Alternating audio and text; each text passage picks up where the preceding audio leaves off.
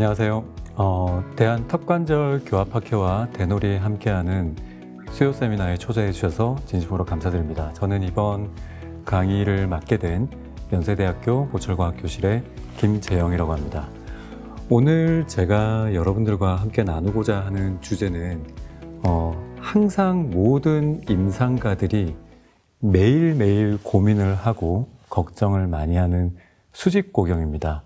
사실 이 수직고경이라는 주제 자체가 굉장히 사실 어떻게 보면은 굉장히 명료하면서도 많은 사람들이 이 주제를 가지고 오랜 기간 동안 다퉈왔고, 그러면 지금에 와서 우리는 현대의학에서 이 수직고경을 어떤 식으로 우리가 마주해야 하고 이거를 어떤 식으로 우리가 이제 치료를 이제 결정 지어야 하는지에 대한 논의를 이제는 조금 정리를 할 때가 되어 있다고 생각을 합니다.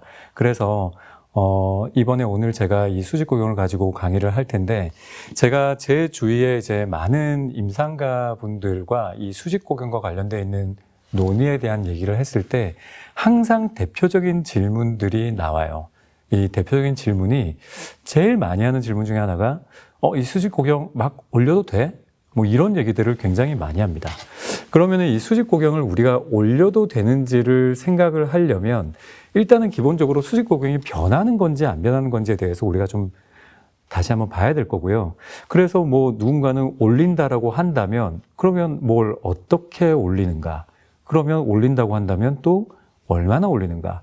이렇게 네 가지 화두를 가지고 항상 많은 사람들이 얘기를 하고 있는 것 같습니다. 다행스럽게도 오늘 이 강연이 11월 27일 날 나오게 되는데 딱 열 후에 저희가 이제 대한턱관절교합학회에서 이제 서울 아산병원에서 저희가 이 수직고경 관련되어 있는 이제 대한민국의 수직고경의 대가들을 모셔놓고 저희가 한 100분 동안 열띤 토론을 하게 됩니다. 그래서 임상 증례를 보여주면서 실질적으로 우리가 어떤 식으로 이걸 마주하는가에 대한 얘기들을 많이 할 거거든요. 그래서 오늘은 제가 프리퀄이라고 하죠. 요 내용들에 대한 간략한 기존 지식에 대한 설명들을 좀 해드리고 조금 더 심도 깊게 혹은 조금 더 실질적인 어떤 임상적인 부분들을 조금 더 배우고 싶으면 교합학회에 참석하셔서 많은 걸 좀 배워갈 수 있으면 좋겠습니다. 지금도 우리 여기 이경재, 서재민, 저 그리고 송영규 교수 4명이서 지금도 거의 매일같이 토론을 하면서 어떤 식으로 조금 더 효과적으로 정보들을 전달해 줄까 항상 토론을 많이 하고 있거든요. 많은 기대가 됩니다. 당연히 설면이 그러면 일단 수직고경이 변하는 걸까요? 이거에 대한 얘기를 먼저 좀 해보도록 하겠습니다. 여러분들 뭐 치과대학을 졸업하실 때 너무나 유명한 이름이 여기 나오죠. 스카일러와 텐치라는 분이 이제 처음에 이 부분들에 대한 것들을 얘기를 했습니다. 그래서 이분들은 수직고경이라는 거는 평생을 통해서 변하지 않는다라고 일단은 먼저 주장을 하셨죠. 그 이후에 이제 양쪽이 이제 대립을 하기 시작을 했어요. 수직고경은 변한다 파와 수직고경은 변하지 않는다 파가 이제 대립을 하기 시작을 했는데, 이제 1962년도에 닥터 네이글이 이제 수직고경은 결국 변한다. 이거는 생활을 지나면서 성장에 따라서 그리고 성숙도에 따라서 계속 변할 수 있다라고 주장을 하셨죠. 그 이후로부터 이제 본격적으로 양쪽의 이제 주장들이 대립을 하기 시작을 합니다. 그래서 이제 1970년도에 닥터 베리가 페이셜 하이트를 재봤더니 결국 이게 변하지 않더라. 그러면은 결국 이 사람의 수직고경은 평생을 두고 변하지 않는 게 맞는 것 같다. 그와 더불어서 알베올라 본이 계속 이렇게 지속적으로 성장함으로써 이게 그 고경을 유지를 할 수 있다. 이런 식으로 얘기를 하는 것 같습니다. 그리고 이제 그 이후에는 이제 닥터 트라이디가 컴포터블 존이라고 해서 이제 편안한 그 위치라고 해서 환자가 스스로 가장 편안한 위치에 상악과학의 위치를 시킴으로써 결국 그 위치가 결정이 되는 거기 때문에 결국 이 또 수직고경은 가변한다. 뭐 이런 얘기도 많이 했고요. 그리고 계속 지속적으로 대립을 합니다. 여러분들 너무 잘 아는 닥터 램페로드 같은 경우는 심지어 어느 정도까지 얘기를 했냐면, 여러분들이 수직고경을 높였을 때, 치료를 마쳤을 때 그 치료가 결국 시간이 지나면 원래 상태로 돌아간다까지 얘기를 했었죠. 그래서 이제 변하지 않는다라고 또 얘기를 했었고, 근데 요즘에 이제 1990년도 이후에 이제 수직 고경 관련해서 가장 얘기를 많이 하고 있는 우리 닥터 리베라 모랄레스라는 분인데, 이분도 역시나 시간을 통해서 수직 고경은 지속적으로 변할 수 있다라고 주장을 했습니다. 그렇게 해서 이렇게 계속 첨예하게 대립이 되고 있는 과정에서 일단은 이걸 간단하게 좀 정리를 해드리면, 수직 고경은 사람이 절대 시간이 지나면서 변하지 않는다라는 그 이론의 기저에는 우리가 치성 그 보상 작용이란 덴토 알베올라 컴펜세토리 메커니즘이라는 그런 이론이 있습니다. 예를 들면 여기에 여러분들 보시면 아시겠지만 여기에 치아들이 있는데, 이 치아들이 뭐 시간이 지나면서 점점 마모가 되지만 결국 얘가 마모가 되는 양과 그 마모를 통해서 일옵션이 되는 양이 결국 거의 일치하기 때문에 사실 실질적으로 수직 고경은 변화가 없다라고 주장하는 이론입니다. 근데 이제 반면에 수직 고경은 굉장히 다이나믹하기 때문에 늘 변할 수 있다라고 주장하는 것을 이제 예를 들어 보게 되면, 지금도 보시면 아시겠지만 이런 식으로 치아들이 있는데 어떤 경우에 갑작스럽게 치아가 뭐 손실이 된다거나 이런 식으로, 아니면 치아가 마모가 진행이 되지만 어떤 이유에서든 간에 보상 능력이 떨어지는 경우를 발생하게 되면 결국 치아는 마모가 됐지만 보상 능력이 떨어져서 실질적으로 손실된 양이 더 많다고 판단을 해서 수직 고경이 감소를 한다라는 주장을 하는 이론인 거죠. 그렇다면 그걸 조금 더 다시 풀어보면, 컴펜세토리 어빌리티 같은 경우는 우리 좌측 그림을 보게 되면 마모가 되더라도 그게 충분히 일옵션이 돼서 높이가 유지가 되지만, 이제 그게 안 된다라고 주장하는 이론들은 마모가 되지만 충분히 보상이 되지 않는다라고 이론하기 때문에 여기에 이 남아있는 양만큼의 어떤 로스가 일어나게 되는 겁니다. 그런데 실제로 이 주장이 굉장히 강력한 힘을 얻는 거가, 여러분들 보통 우리가 에나멜이 마모가 되고 덴틴이 노출이 되기 시작을 하게 되면 그때부터 마모의 속도는 거의 한 7배 가까이 빨리 진행이 됩니다. 근데 이제 그게 사람이 나이가 들어갈수록 이거에 대한 보상 능력이 혹은 면역 능력이나 이런 것들이 점차적으로 떨어지기 때문에 아무래도 보상 능력이 떨어질 수밖에 없게 되는 거죠. 마모는 빨라지는데 보상 능력이 떨어지게 되면 아무래도 실질적으로 어떤 수직 고경이 줄어들 수밖에 없을 것 같습니다. 그래서 답을 하자면 수직 고경은 변하나요? 네, 아마도 변하는 것 같습니다. 제 주위에 보철과 많은 의사들을 만나보고 얘기를 하고 해봐도 대부분 다 수직 고경이 변하는 거에 대해서는 이견이 없으신 것 같아요. 저도 마찬가지고요. 그렇다면 이게 여러분들 아시겠지만 수직 고경이 변했다고 해서 그러면 반드시 수직 고경을 올려야 되느냐? 그건 또 별개의 문제죠. 그럼 수직 고경이 줄어들었지만, 나이가 들어서 줄어들었지만 내가 천천히 수직 고경이 적응돼서 줄어들었기 때문에 굳이 내가 그 수직 고경을 바꿀 필요가 있냐? 아니면 그럼에도 불구하고 수직 고경이 줄었기 때문에 올려야 되느냐, 이런 것들을 이제 새로운 이제 장르로 이제 논의를 해야 되는 거죠. 보통 이제 저희 보철과 의사들이 이 장르를 얘기를 할 때 항상 주인공처럼 나오는 클래시피케이션이 있습니다. 터너의 클래시피케이션 1984년도에 나왔는데, 이제 클래시피케이션 3가지가 있습니다. 근데 이 클래시피케이션이 거의 이제 보철과 의사들에게는 뭐 바이블처럼 저희가 많이 활용을 하고 있지만, 실제로 이 클래시피케이션에 대한 허와 실에 대한 어떤 논의도 이제 와서는 좀 다시 한번 재고가 돼야 된다. 그래서 저희가 교합학회 100분 토론 시간에 이 클래시피케이션 가지고 다시 한번 조금 더 저희들의 생각들을 한번 정리해 볼까 합니다. 어쨌거나 많은 논문들이 실질적으로 임상 보고를 통해서 수직 고경을 내가 높았더니 굉장히 안전하더라, 충분히 괜찮더라, 이런 식의 많은 임상 보고들이 보고가 되고 있습니다.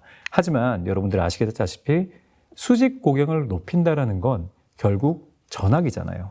전학을 깎아야 된다라는 거고, 이런 부분들이기 때문에 이게 비가역적이기도 하고, 그리고 전학 보철이라고 한다면 결국 너무 일이 어렵잖아요. 그래서 치아를 전학 보철을 할 바에는 나는 크라운, 싱글 크라운을 28개를 하겠다. 저도 굉장히 공감합니다. 그리고 굉장히 어렵고, 또 더군다나 환자가 돈을 굉장히 많이 지불해야 되기 때문에 환자의 기대치는 의사의 능력을 상회하는 경우가 굉장히 많죠. 그래서 반드시 올려야 되는 경우가 아니라고 한다면 가급적이면 시작도 하지 말고, 그리고 정말로 올려야 한다고 한다면 가급적이면 최소한으로 올리는 게 제일 좋겠다. 이게 지금 가장 저희들 사이에서 많이 얘기하는 내용들입니다.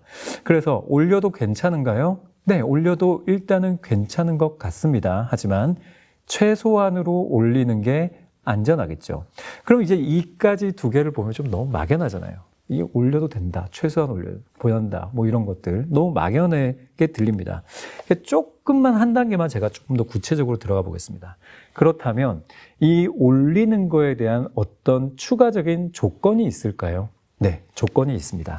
일단은 이 대한턱관절교합학회의 이 로고를 보면 제 개인적으로 치과계에, 특히 보철학계에 가장 엄청난 발견 중에 하나라고 생각하는 게 저는 이 포셀트의 다이아그램이라고 생각을 하는데, 여러분들도 굉장히 이 그림에 많이 익숙하시죠?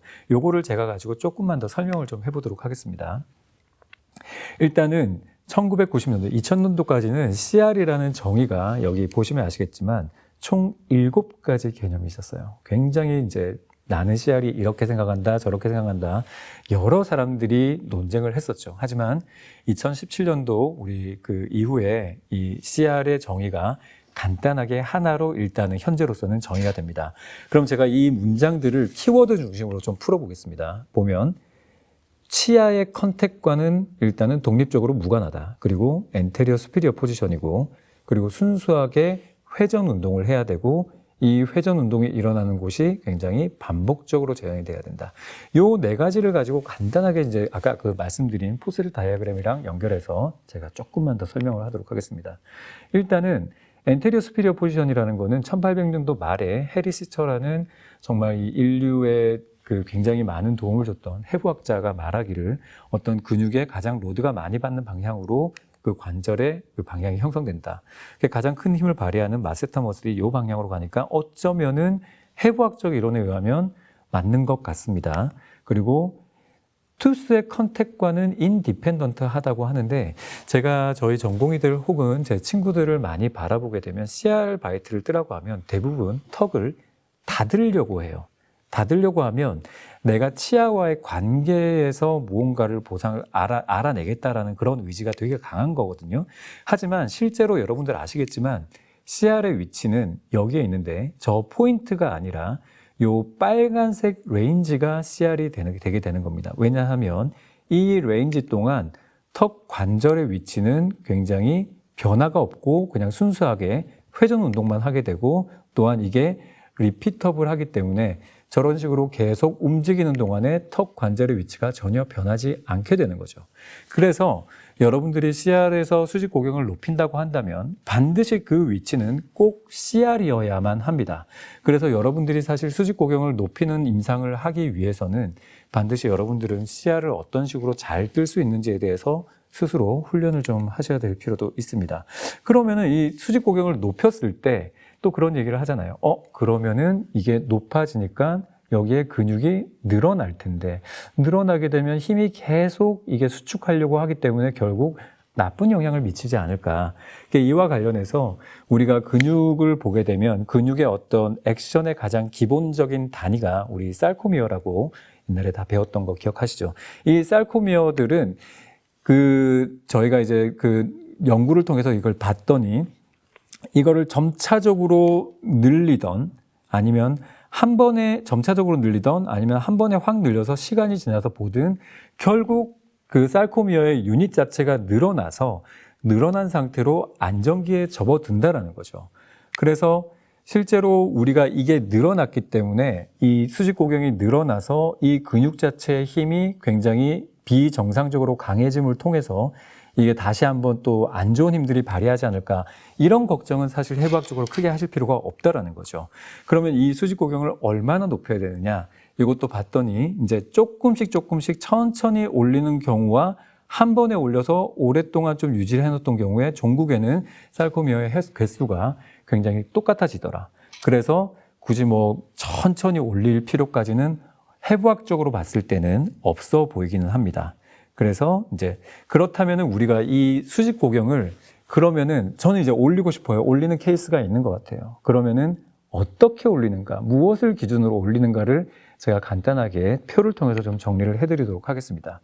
요 수직 고경과 관련돼서 우리가 이거를 분석할 수 있는 여러 가지 방법들이 있습니다. 제가 여기 차트에 정리를 해놨는데 실제로 우리가 측정하는 방식이 있고 그리고 생리학적으로 굉장히 안정기 그리고 여러분들 너무 잘 아시는 발음을 통해서 그리고 연하 그리고 환자의 개인적인 어떤 편안함 이런 것들을 다 정리를 해놓은 거예요. 제가 요것들을 하나씩 좀 정리를 좀 해드릴게요.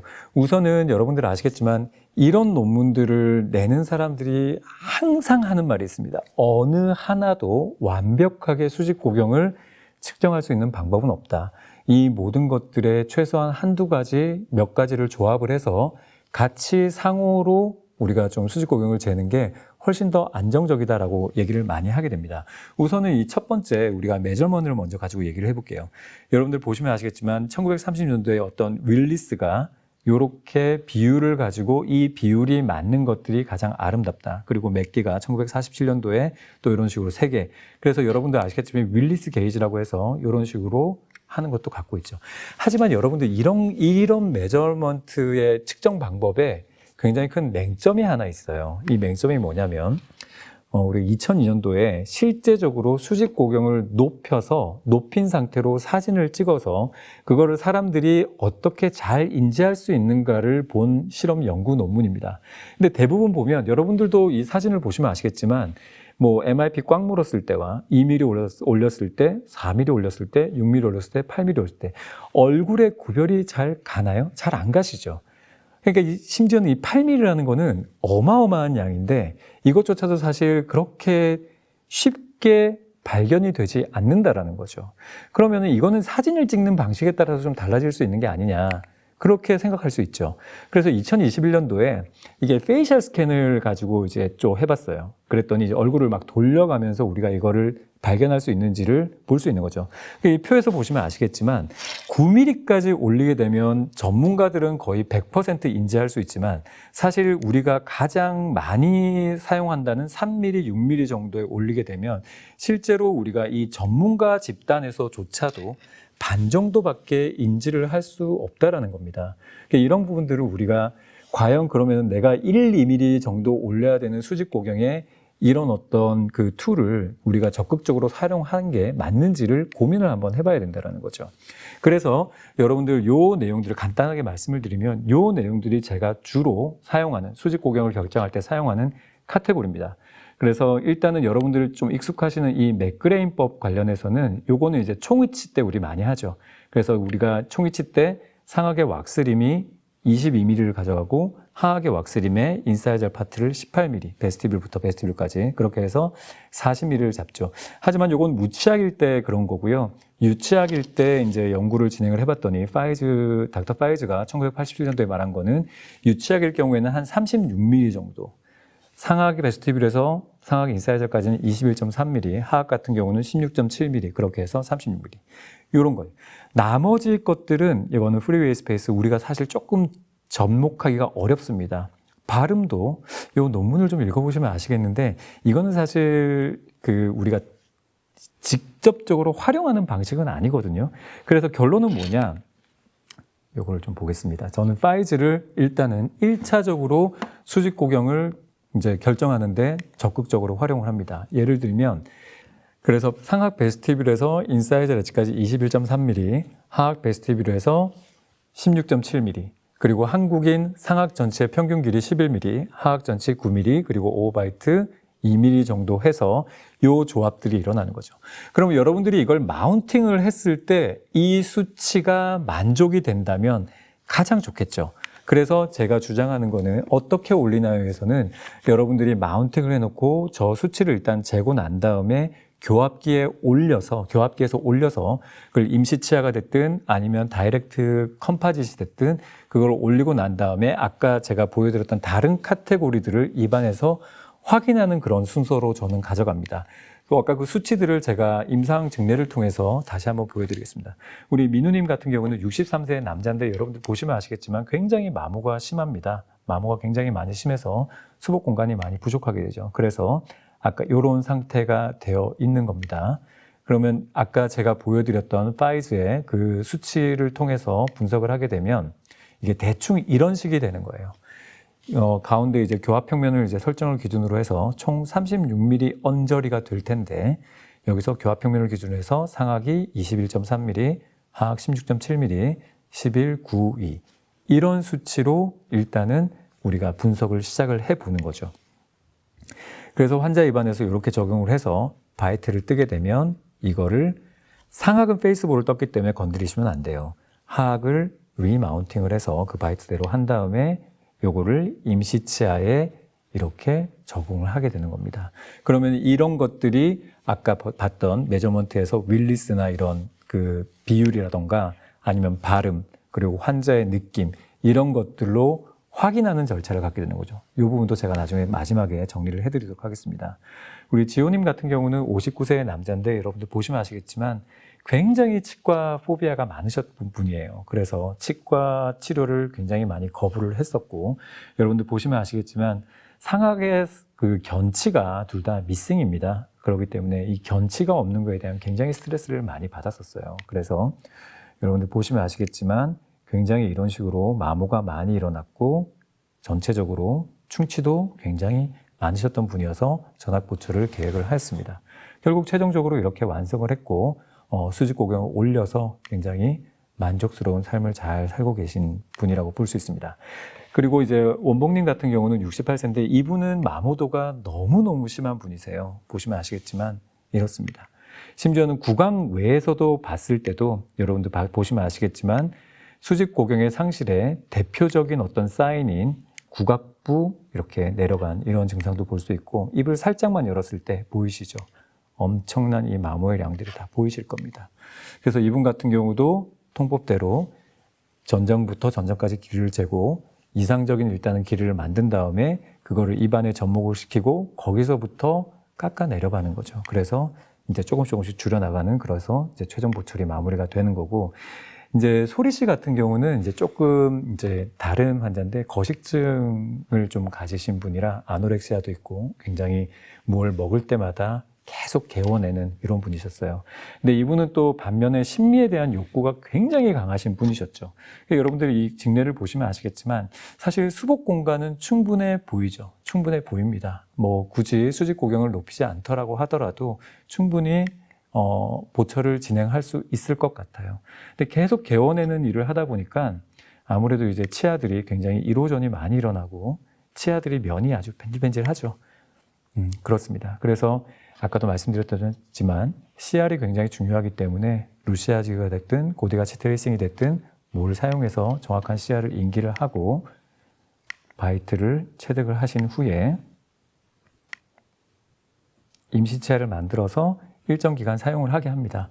그래서 이제 모양이나 이런 부분에 대해서 굉장히 환자하고 상의를 많이 하고 나는 치아가 조금 더 길었으면 좋겠다, 조금 더 뭐 긴 모양이었으면 좋겠다, 뭐 이런 것에 대한 확인을 한 다음에 최종적으로 치아의 최종 이제 형성을 마무리한 후에 환자가 마음에 드는 최종에 준하는 어떤 임시치아를 넣어주고 환자랑 계속 상의를 하는 거죠.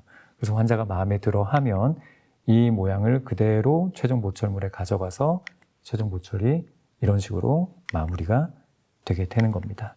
그래서 수직고경은 우리가 어쩌면은 정말 특정한 올려야 하는 반드시 강력한 이유가 있을 때 올리는 것도 맞지만 때로는 이런 식으로 어떤 환자의 심미적인 욕구에 의해서 수직고경을 아주 조금이라도 높일 수 있는 그런 방식을 선택할 수 있다는 것을 얘기를 하고 싶은 거죠.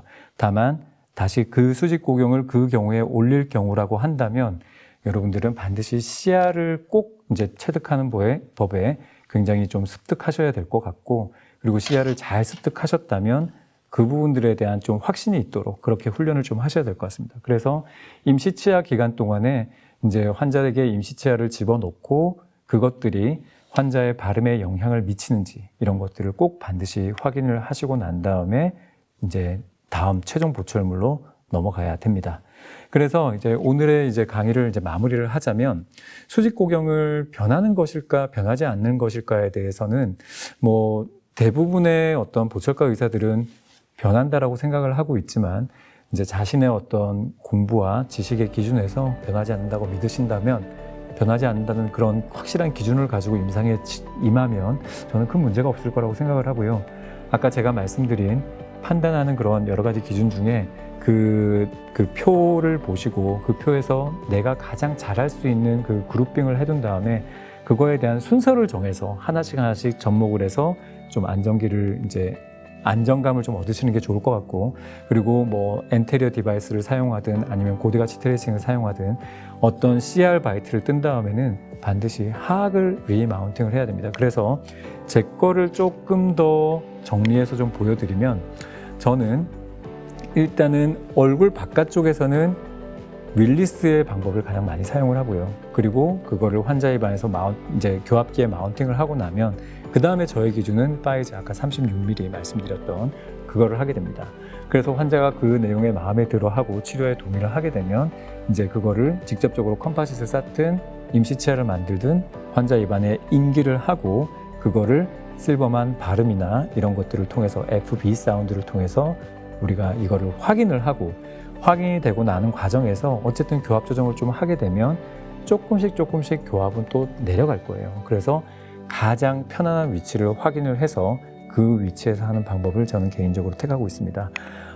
다시 말씀드리지만 오늘 이 짧은 시간에 너무 많은 내용들을 여러분들께 전달해 주는 건 많이 힘들어서 일단은 저희가 이제 다음 주 12월 7일 날 저희가 수직 고경에 대해서 여러 개의 임상 케이스를 꺼내놓고 저희가 이제 4명이서 굉장히 열띤 토론을 아마 진행을 하게 될 겁니다. 관심 있으신 분들은 많은 참여 부탁드리고, 오늘 제 짧은 강의 시청해 주셔서 너무나 감사드립니다. 좋은 저녁 되십시오. 수고하셨습니다.